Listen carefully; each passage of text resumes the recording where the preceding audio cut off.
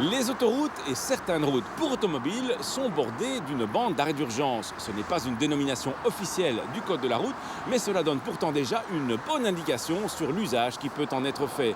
Ce qui est par contre certain, c'est que ce n'est pas un bon endroit pour commencer un pique-nique.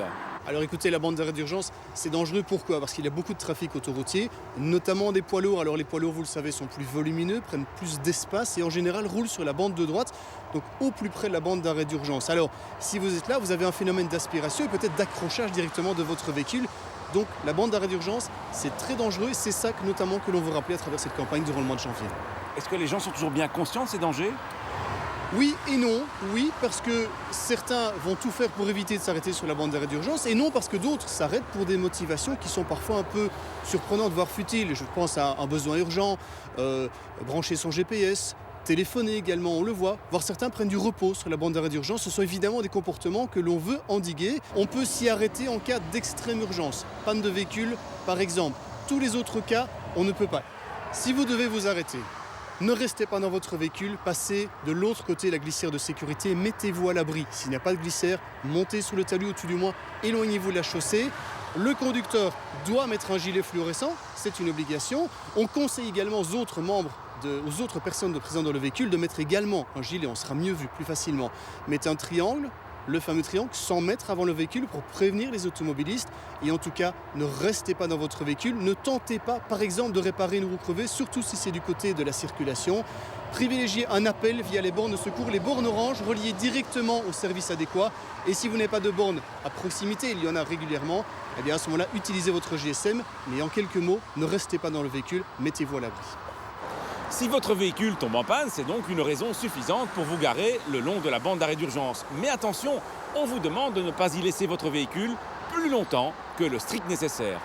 Fréquemment, on doit constater des accidents du fait de poids lourds ou même de véhicules légers qui percutent les véhicules laissés en bande d'arrêt d'urgence. On demande tout d'abord aux usagers qui tombent en panne sur la bande d'arrêt d'urgence de garer leur véhicule le plus à droite possible de façon à gêner le minimum la circulation. Ensuite, on leur demande de faire dépanner, procéder au dépannage de leur véhicule le plus rapidement possible.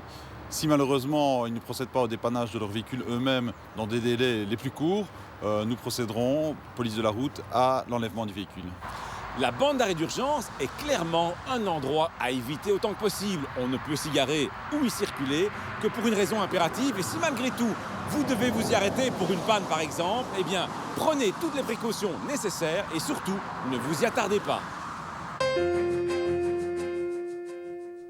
À la question de la semaine dernière, il fallait répondre que l'arrêt et le stationnement ne sont jamais autorisés sur une piste cyclable. À gagner cette semaine, un bagage d'affaires. La question, sur autoroute, en cas de panne sur la bande d'arrêt d'urgence, qui doit porter une veste de sécurité pour quitter le véhicule? Le conducteur, tous les occupants du véhicule ou personne n'y est obligé. Soit vous téléphonez au 0905 56 493, soit vous envoyez un SMS au 6020 en tapant contact 1, 2 ou 3.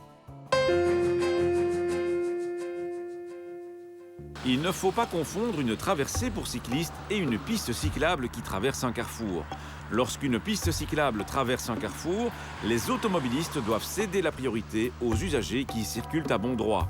Quand il s'agit d'une traversée pour cyclistes et cyclomotoristes, qui est matérialisée par des carrés ou des parallélogrammes blancs, les devoirs sont partagés. Ainsi, le cycliste ne peut s'y engager qu'avec prudence et en tenant compte des véhicules en approche.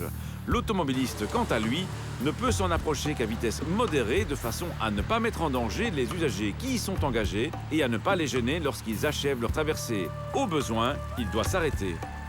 À la semaine prochaine et d'ici là, bonne route!